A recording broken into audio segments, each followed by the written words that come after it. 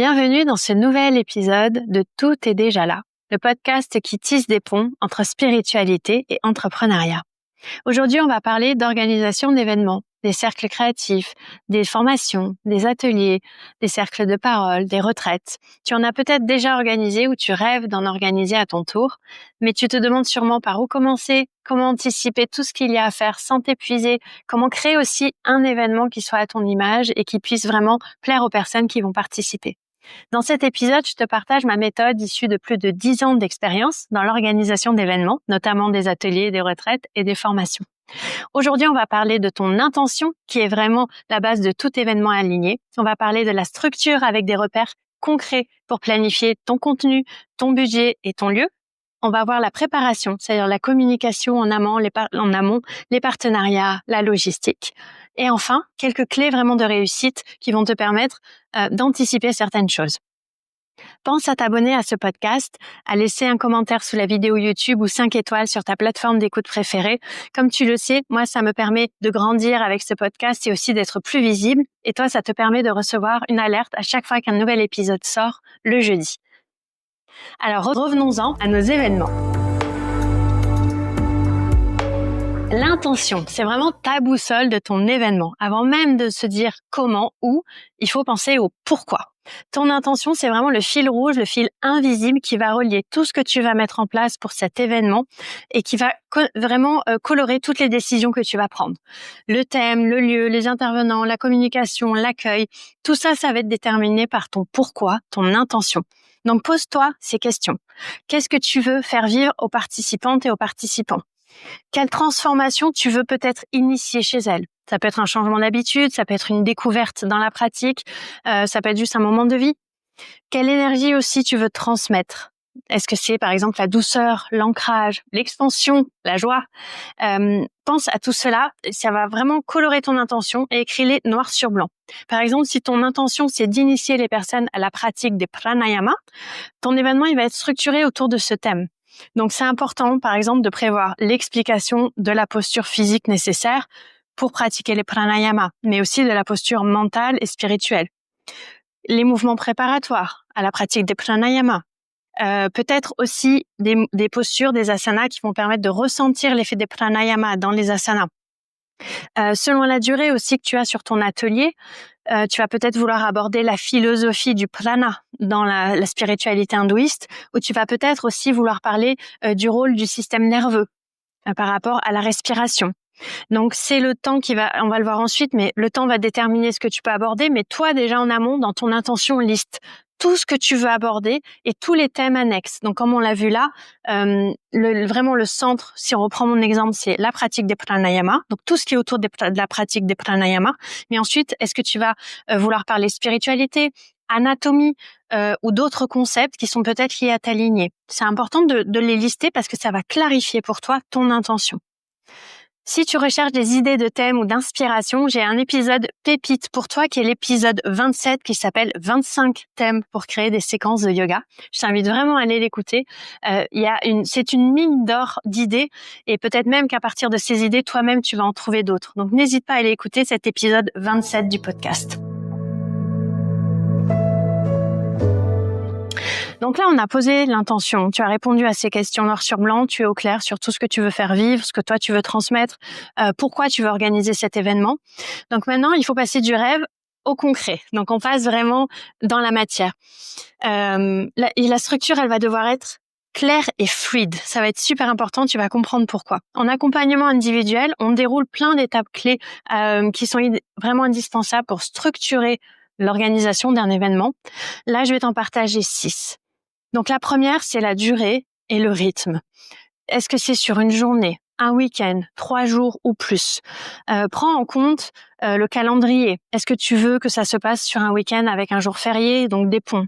Est-ce que tu veux que ça se passe sur une journée en week-end? Par exemple, ton atelier, est-ce que tu veux que ce soit un samedi après-midi? Ou peut-être, si dans tes élèves, tu as beaucoup de personnes qui sont commerçants et commerçantes, est-ce que c'est pas plutôt le dimanche après-midi, voire le dimanche matin? Donc ça, c'est des questions qu'il faut que tu te poses en termes à la fois de durée et de temporalité. Au niveau du rythme, prends en compte la fatigue.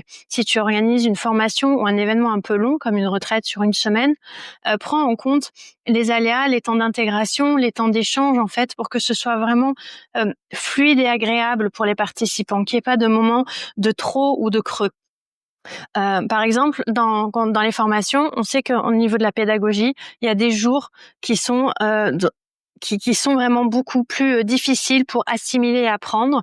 Donc, dans ces journées-là, on va plutôt placer des choses qui sont plus ludiques, qui sont plus faciles, qui sont de l'ordre de l'échange, des choses qui sont naturelles, du mouvement lent et fluide. Là où les autres jours, on va mettre justement les gros blocs théoriques, les gros blocs de pratique, d'analyse, de réflexion.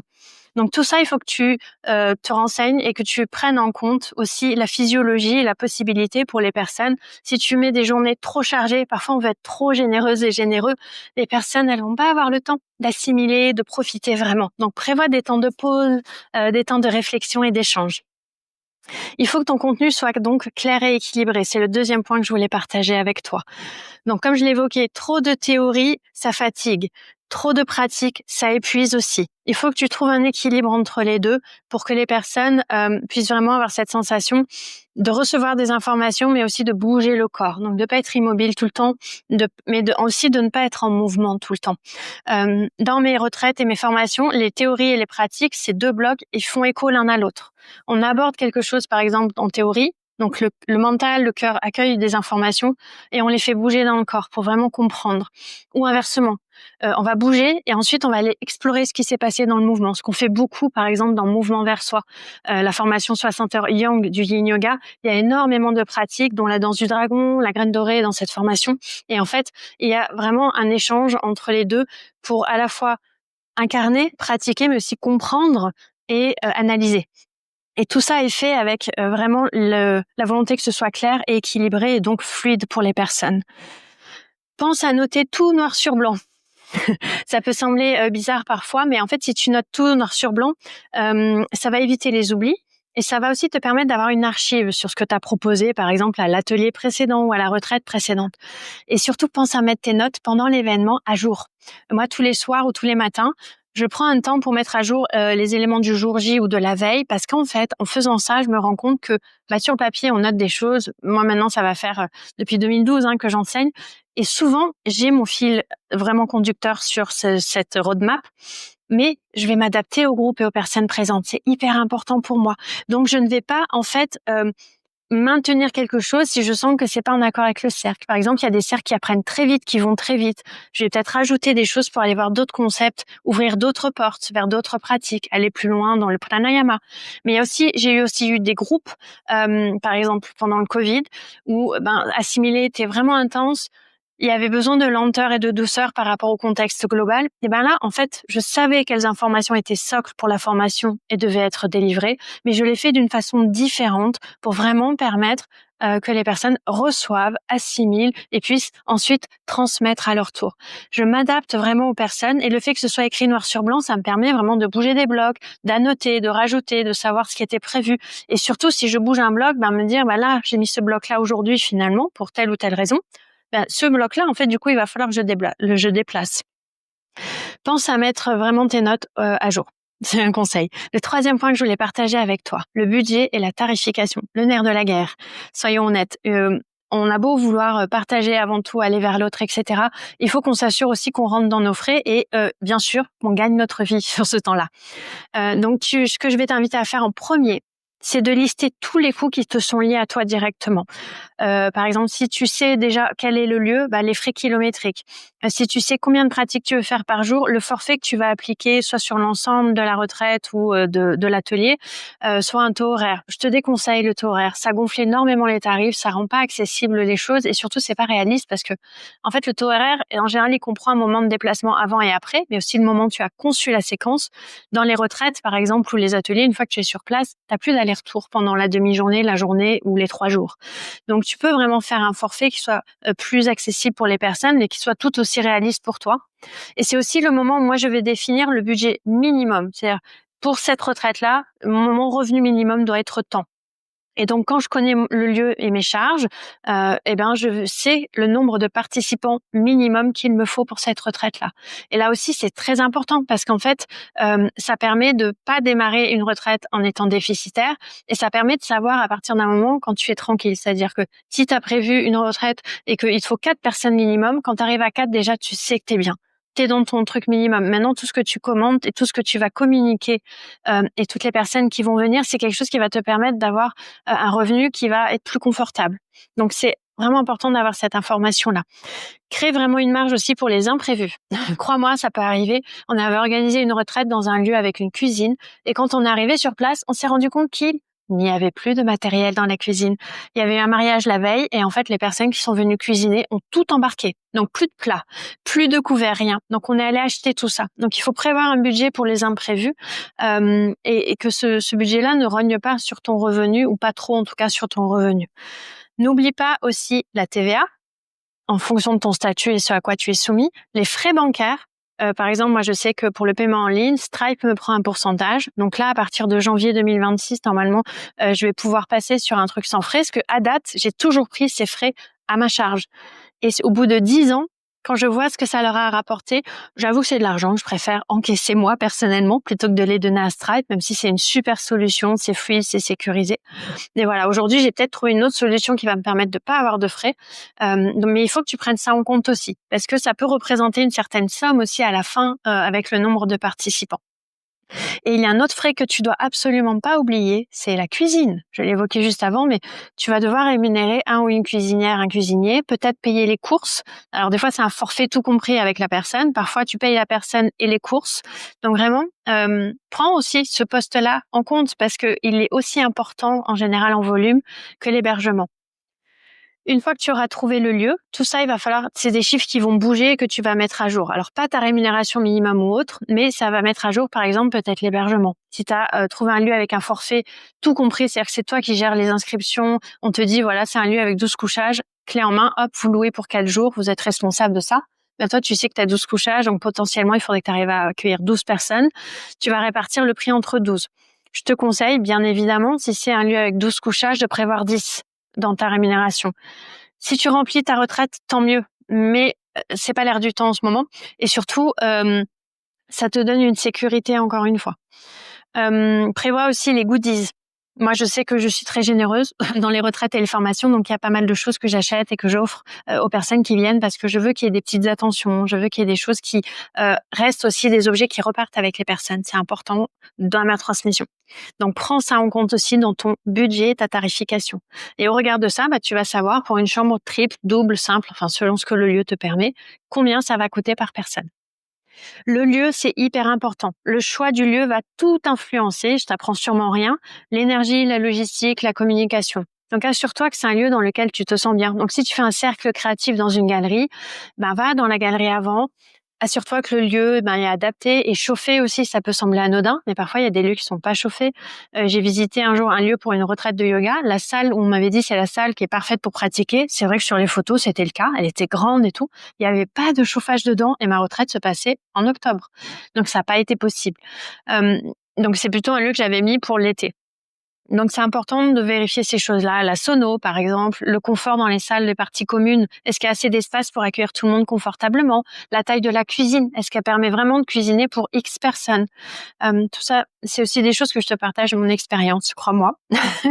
Donc, visite toujours et rencontre les personnes des lieux. J'ai souvent, dans 95% des cas, je vais dans des lieux où je me sens bien avec les gens. Par exemple, chez Yogis à Strasbourg, je m'entends très bien avec la plupart, avec la personne qui a ouvert Yogis, mais aussi avec certaines personnes qui enseignent sur place. Donc, je sais que la retraite et les formations que je donne là-bas sont les bienvenues.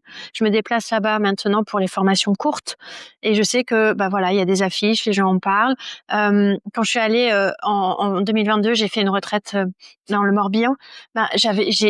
Et la personne a insisté pour qu'on se voit et pour moi, c'était totalement OK, bien évidemment. Et quand je l'ai rencontrée, il y avait vraiment un lien qui s'est créé avec cette femme-là. Elle aimait son lieu. Voilà, c'était quelque chose qui était extraordinaire de la rencontrer. Il y a eu plein de choses ensuite qui ont découlé de ça. Donc, c'est chouette de rencontrer les personnes et de rencontrer le lieu. Aujourd'hui, bien évidemment, je te dis ça, mais j'ai la chance de tout organiser à Evol Yoga Shala et dans la bergerie de Trégor, nos gîtes, qui ont été vraiment conçus pour accueillir des personnes. Alors les gîtes, ils sont conçus aussi bien pour les vacanciers que pour les groupes, ce qui fait qu'il est un peu hybride, mais la salle, elle est conçue complètement pour les yogis et les yoginis. C'est issu de toutes mes années où j'ai croisé des studios, des lieux de retraite. Elle est complètement équipée, hyper confort. Il y a 2 salles d'eau, il y a un grand vestiaire qui peut être scindé pour les hommes et les femmes. Il y a une grande salle de pratique super lumineuse. Il y a tout le matériel nécessaire sur place, coussins de méditation, tapis, bolster, bloc. Il y a tout ce qu'il faut. Et c'est vraiment, souvent on me dit « Ah, t'as de la chance ». Mais il faut que vous ayez conscience aussi que les personnes qui ont un lieu, que ce soit un studio, un lieu de retraite, c'est des personnes qui ont travaillé dur pour ça. Moi, j'ai travaillé très dur avec mon conjoint en amont pour avoir le lieu et surtout pendant les travaux, gérer les retards, gérer les frais supplémentaires. Tout ça, c'est des choses dans lesquelles on a mis de l'énergie. Mais on était tellement déterminés et maintenant on est content que ce soit ouvert et qu'on puisse passer à une autre étape de la vie de ces lieux. Mais voilà. Si tu veux en savoir plus aussi sur le Shala et l'ouverture du Shala, tu peux écouter l'épisode 41 que j'ai appelé Evolve Yoga Shala, avoir un lieu à soi. Et je te raconte un petit peu la genèse de ce lieu. Il y a également l'épisode que j'ai enregistré avec Mathieu au printemps dernier où on parle justement des gîtes et de co-gérer des retraites puisque lui fait fois la gestion des gîtes et la cuisine et moi je gère le Shala et les participants et les formations quand il y a des formations. Et voilà, on travaille ensemble depuis des années et voilà, dans l'épisode on partage un petit peu comment se passe la vie de couple quand on co-gère, co-organise des événements. Il y a un autre point que tu peux te poser pour organiser des événements, c'est est-ce que tu les co-animes ou est-ce que tu es en solo dessus? C'est un point qui est clé. Tu peux très bien te dire, pour cet atelier, j'ai l'expertise, je vais le faire tout seul ou toute seule et c'est génial. Comme moi, je l'ai fait souvent, par exemple, pour la danse du dragon, pour les ateliers que j'animais à Paris. La plupart du temps, je crois que j'en ai fait qu'un en binôme à Paris, quand j'y étais. Mais tous les ateliers que j'enseignais de demi-journée, de journée, je les faisais seule. Les premières retraites, je les ai fait seule. Et là, je suis très contente cette année, là, le 7 novembre, je démarre donc Alchimie, qui est la retraite qui a lieu tous les ans en hiver à Evolve Yoga Shala. Et je suis trop contente parce que là, je la co-enseigne avec Coralie. Et vraiment, réfléchis bien avec qui tu vas collaborer. Coralie, on collabore déjà depuis des années, depuis 2019, sur mon module de formation 60 heures écoute de soi. Elle intervient en amont avec des vidéos sur la philosophie de la médecine traditionnelle chinoise et pendant la formation pour répondre aux questions et pour aller plus loin dans ce sujet-là. Et je sais que ça match. On a la même énergie, on a toutes les deux envie de rire, de passer de bons moments. On est toutes les deux dans la simplicité, même si je me triture un petit peu plus. Elle est beaucoup plus dans la simplicité, mais en tout cas, on s'harmonise beaucoup et on collabore très facilement ensemble, puisque on a pu le voir donc dans la formation, mais on a aussi fait les ateliers d'Oin et Yin Yoga au fil des mois, en fait, qui est un bundle, en fait, où pour chaque saison, il y a une pratique de Doin, une pratique de yoga. C'est des ateliers de 2 heures à 3 heures, je crois. Et on a co-enseigné aussi ces ateliers ensemble et ça s'est très bien passé. Et du coup, je lui ai dit à la fin de ces ateliers, Coralie, il faut qu'on fasse une retraite. Donc, c'est la retraite qu'on fait là, Alchimie, qu'on a appelée Un temps de rien, un pas dans l'hiver. Parce que l'idée, c'est qu'il y ait plein de moments de rien dans cette retraite, mais surtout des informations et des pratiques à emmener avec vous dans l'hiver pour que l'hiver soit doux et serein et que ce soit une belle saison. Parce que pour certaines personnes, c'est saison qu'on redoute, mais c'est aussi l'occasion de digérer toute l'année là qui s'est un petit peu, comment dire, qui se termine un petit peu là avec l'automne. Donc choisis bien les personnes avec qui tu collabores si tu collabores avec elles, et surtout clarifie en amont le rôle de chacun et de chacune dans la retraite, dans l'atelier. L'implication attendue de chacun et de chacune dans la retraite et dans l'atelier, la répartition financière. Moi, je sais que c'est un des premiers sujets que j'aborde dès le départ. Au moins, ça désamorce. On voit tout de suite si c'est OK pour les deux parties avant de se lancer dans d'autres choses. Parce qu'en fait, si tu clarifies pas ces 3 points-là, il y a des choses qui peuvent te paraître évidentes. Et en fait, en échangeant avec les personnes, tu vas te rendre compte que pour elles, ça l'était pas. Et crois-moi, ça peut vraiment créer des situations un peu tendues. D'expérience. Donc, c'est bien de tout poser à plat dès le départ. Moi, c'est vraiment mon mojo là, depuis la rentrée, surtout parce qu'il y a des choses que je n'ai pas clarifiées parfois. Mais à partir de maintenant, je clarifie tout noir sur blanc dès le départ pour qu'il n'y ait pas de surprise, bonne ou mauvaise, mais les bonnes surprises, on prend, mais voilà, que tout soit clair dès le début. Donc, voilà, garde ça en tête. Est-ce que tu collabores ou pas? Si tu collabores, avec qui et comment? Et pose ça noir sur blanc. N'hésite pas à faire des contrats avec les personnes avec lesquelles tu collabores, justement pour tout mettre noir sur blanc. Le cadre légal, justement, c'est le 6e et dernier point que je voulais aborder avec toi. Si tu organises des formations, des retraites, tu dois à minima faire signer un règlement intérieur, un contrat de formation si c'est une formation et un contrat de vente si c'est une retraite. dans les ateliers également aussi. C'est important que tu aies ces documents-là. Alors là, c'est un point que je vais survoler entre guillemets parce que je ne suis pas juriste, je ne suis pas avocate, mais je t'invite vraiment à te faire accompagner par des personnes compétentes dans le domaine pour avoir les bons dossiers. Pourquoi? Parce que si tu as ces documents, ça te protège et ça protège aussi l'autre personne. Je sais pas, il y a un accident, le truc bête qui arrive parfois. Ton assurance, si tu as un contrat, elle est active et elle va prendre le relais. Et également, s'il y a un contentieux, il y a des documents écrits noir sur blanc avec ce que chacun devait faire. Donc, c'est beaucoup plus simple d'arbitrer et de clarifier la situation. Donc ça, vraiment, adresse-toi à un juriste ou une avocate près de chez toi. Demande-lui de te rédiger tes conditions générales de vente, tes mentions légales, tes contrats, etc. Pose-toi avec elle ou avec lui pour vraiment lui expliquer tout ce que tu proposes et que tu puisses être au carré derrière s'il y a un problème. Tant que ça roule, on n'y pense pas. Le moment où il y a un pépin, je l'ai vu autour de moi, c'est là où ça peut vraiment piquer très fort. Et le dernier point au niveau légal, c'est vraiment garder en tête que pour toute retraite ou voyage avec un hébergement, tu es censé avoir un numéro d'immatriculation opérateur de voyage. C'est légal. Sinon, Atout France peut venir te voir et te dire vous avez fait concurrence déloyale aux agences de voyage, vous nous devez tant. J'ai une collègue qui a reçu un courrier en amont, heureusement, de sa retraite, dans laquelle on leur disait on a vu que vous organisiez une retraite. Merci de nous communiquer le nom de l'agence de voyage ou votre numéro d'immatriculation pour justifier de l'organisation d'une retraite de tourisme. Dans le cas contraire, on sera amené à vous demander des dommages et intérêts. Donc, ça vaut vraiment pas le coup. Donc, soit tu fais un partenariat avec une agence près de chez toi avec qui tu t'entends bien, tu négocies le truc. Comme ça, elles ont l'expertise, l'assurance, les contacts sur place, les bons réflexes. Tout est carré. Soit tu prends ce numéro d'immatriculation. Mais note bien que pour avoir ce numéro-là, c'est assez touchy quand tu n'es pas une agence ou un lieu de retraite touristique. Voilà, donc là, on a vu l'intention, on a vu on a vu tout ce qui était structuré avant. Donc, tu as ton lieu, tu as ton intention, tu as ton contenu, tu sais si tu fais ça toute seule ou tout seul ou pas. Tu as les documents qu'il faut, tu as posé tes prix. Maintenant, il est temps d'en parler, il est temps de communiquer. Enfin, tu en as même parlé avant de préférence, en disant, là, je vais bientôt ouvrir les inscriptions à telle retraite ou à tel atelier. Si ça t'intéresse, dis-le-moi dès maintenant, je te mets dans la mailing list, comme ça, je te contacte quand c'est ouvert. Vraiment, fais-le en amont. Mais maintenant, il va être temps aussi de créer ta page de vente avec toutes les informations, le lieu, le tarif, le contenu, le programme, ce qu'il y a pas, pour que ce soit vraiment très clair pour les personnes parce que ça va être ta page de référence. À partir de cette page, tu peux déduire la newsletter, la communication sur les réseaux sociaux, tous les éléments de communication, les affiches, le podcast qui vont parler de ces événements-là pour que tout soit cohérent, clair et fluide. N'aie surtout pas peur de répéter. Aujourd'hui encore, j'ai des personnes qui me disent « Ah, mais t'as un podcast !» Je savais pas. Ça fait depuis janvier 2024, donc plus d'1 an et demi que j'ai un podcast. Il y a encore des personnes qui le découvrent et c'est normal. Parce que quand on reçoit l'info, aujourd'hui, on est tellement submergé d'infos qu'il faut pas hésiter à répéter parce qu'on n'est pas forcément disponible au moment où on a l'info. On n'est pas forcément à l'écoute. Il paraît qu'il faut voir au moins 7 fois un message pour l'enregistrer et 12 fois, je crois, pour passer à l'action. Enfin bref, répète. Et s'il y a des personnes que ça gêne que tu répètes, tu peux créer des champs de newsletter qui permettent de faire des listes qui enlèvent les personnes. Elles cliquent en fait dans ta newsletter sur « Je ne suis pas intéressée par cet événement, je ne veux pas recevoir la com liée à cet événement » et ça va te permettre toi de ne plus les communiquer sur ce sujet-là. Ou si elles s'en vont parce que c'est quelque chose que tu fais, un atelier régulièrement, tous les mois qui est important pour toi, c'est peut-être que cette personne en fait elle est pas dans ta cible et c'est peut-être pas plus mal qu'elle passe son chemin parce qu'elle va trouver quelqu'un qui va être plus dans ta cible. Toi, ça te fait de l'espace. Mais répète vraiment le message, répète les choses. C'est un sujet sur lequel je suis très forte en conception et en structuration, moins forte dans la mise en application, on va pas se mentir. Mais quand je le fais, je vois vraiment les effets en fait. Là, j'ai déjà 6 personnes sur les 12 places disponibles pour la formation de février d'écoute de soi. 6 places qui sont déjà prises.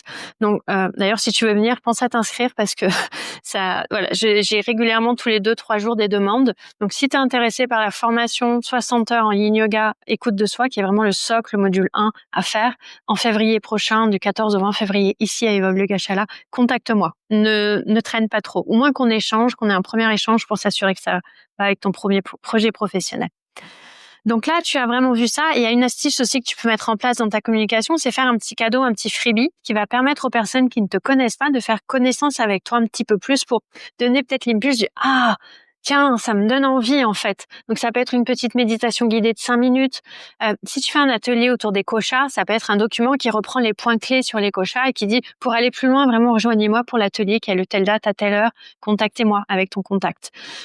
Pense à mettre tes coordonnées sur les freebies. Le nombre de gens que j'accompagne en individuel, je regarde le profil Instagram, on sait même pas où vous êtes. Et on va sur votre profil et on sait pas où vous êtes. Il y a pas la ville, il y a même pas la région ou le département. C'est un des premiers trucs qu'on doit voir dans votre profil Instagram. Où est-ce que vous êtes? On ne devrait pas avoir à chercher dans les posts si on peut se retrouver ou comprendre où c'est. Et c'est pareil dans vos freebies, dans vos affiches. Mettez où vous êtes, où ça a lieu. Et ces petits trucs gratuits, en fait, ça permet aux personnes, elles donnent leur email en échange. Et ce qui est génial, c'est que derrière, tu peux leur dire, apparemment, t'es intéressé par ma retraite, t'as téléchargé tel freebie. Je fais un autre atelier en lien avec le thème. Est-ce que tu veux nous rejoindre? Et voilà, ça permet de créer un échange et de commencer à tisser un lien de confiance. Quand tu fais tes contenus d'ailleurs pour tes retraites et tes formations, reprends les notes de tes formations, reprends les sources de tes guides qui t'ont inspiré, va chercher des sources fiables sur les informations.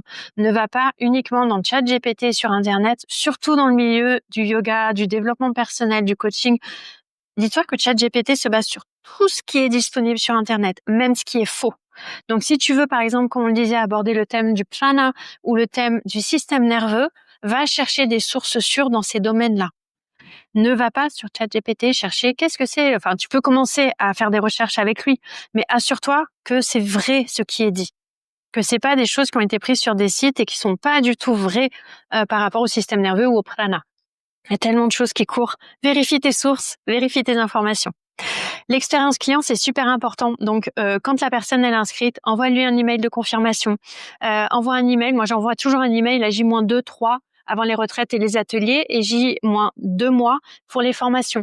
J-1 mois, on a un live pour échanger dans les formations, mettre des visages sur les noms et commencer à échanger vraiment. La formation, elle commence vraiment avant. Donc, créer un petit parcours comme ça. Bienvenue, je suis trop contente que tu te sois inscrite. Rappelle-toi, tu as une retraite, un atelier dans quelques temps ou un cercle de femmes qui va avoir lieu dans 2 jours.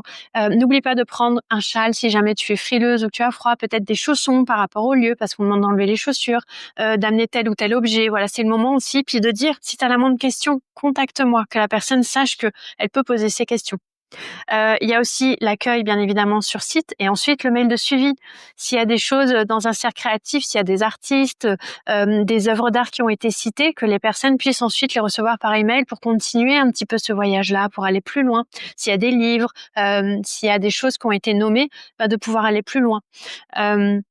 Et pense aussi à préparer le matériel. Donc, il y a un temps nécessaire pour préparer les goodies. Par exemple, si tu fais un petit sac avec des goodies, les partenariats. Du coup, si dans tes goodies, tu fais des partenariats avec des marques, en amont, il va falloir que tu vois avec elles pour avoir le temps de recevoir les objets, pour avoir le temps de vérifier, de faire les petits paquets avec plein d'amour et plein d'attention. Tout doit être prêt. Moi, je dis toujours 24 heures avant pour les ateliers, les retraites, 48 heures minimum avant pour les formations. Sachant que moi, mes manuels sont imprimés à l'avance, donc ça, je ne les gère plus. J'en ai imprimé une grande quantité pour être tranquille. Ce que je prépare 48 heures avant, c'est le chala est propre, le cercle est préparé, les goodies sont préparés, le mail est parti. Voilà, toutes ces petites choses-là et ces attentions qui changent tout dans la relation avant d'arriver sur place. Et prévois toujours un kit SOS. Ça peut sembler idiot, mais si tu vas dans un lieu extérieur, moi, il y a des choses qui m'ont sauvé la vie. Les rallonges électriques, les pansements. On sait jamais, tu te coinces le doigt dans un truc. Les bougies, les mouchoirs. Il n'y en a jamais sur place. Prends des mouchoirs. Les carnets de notes, si tu veux, pour toi ou pour offrir un stylo. Avoir quelques stylos en plus aussi. Une tisane à déguster après l'événement pour partager un temps ensemble après un atelier. Tous mes ateliers à Paris, même ici, se terminent par un temps avec une infusion et parfois, souvent, des petits gâteaux faits maison. Parce que il n'y a pas de mal à se faire du bien. Pense aussi à ce que ta playlist soit prête avant. Donc ça, c'est un sujet qu'on va aborder dans 2 épisodes. Je vais te parler de comment je crée mes playlists, par exemple. Donc maintenant, on a vu l'intention, on a vu la structuration, on a vu la préparation. Il y a 3 points de réussite que je veux échanger avec toi, que tu peux aussi anticiper pour arriver à ton événement cool. Le premier, c'est l'énergie du groupe. En fait, dans les neurosciences sociales, on sait que l'énergie est contagieuse. Donc, fais attention à ton attitude et n'hésite pas à mettre en place ce qu'il faut pour impacter aussi tout le cercle. Donc, embarquer tout le monde avec toi dans cette émotion et dans cette attitude. Ça va créer de la cohésion et surtout un climat de confiance dans ton événement. Donc, prends soin de ton état aussi à toi, avant et pendant. C'est super important, s'il te plaît. Repose-toi avant, ralentis, dors bien.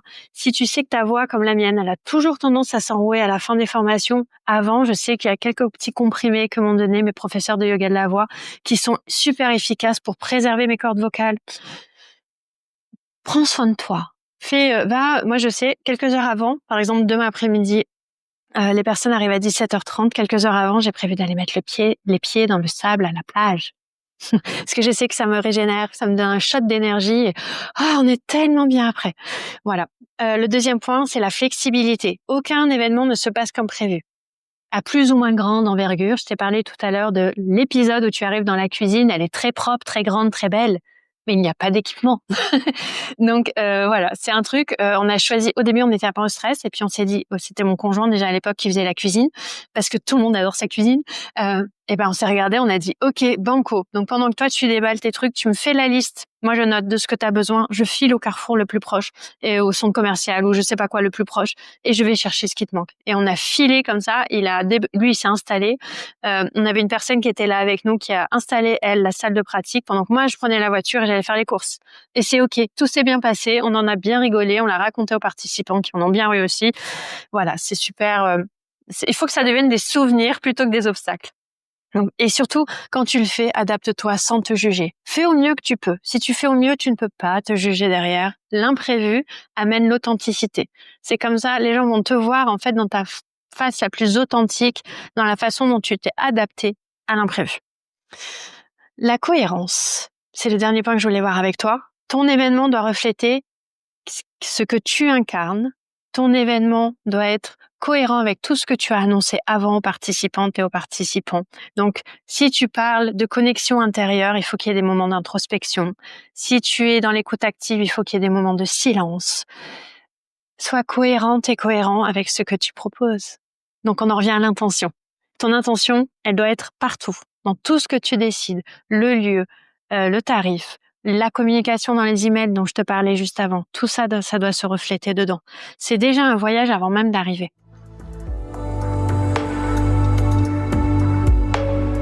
La conclusion que je voudrais donner à cet épisode, c'est que tu as vu là toutes les clés pour créer un événement aligné, inspirant et professionnel. Donc pour l'organiser en amont, je ferai sûrement un épisode plus tard sur le pendant et l'après, parce que sinon l'épisode aurait été trop long.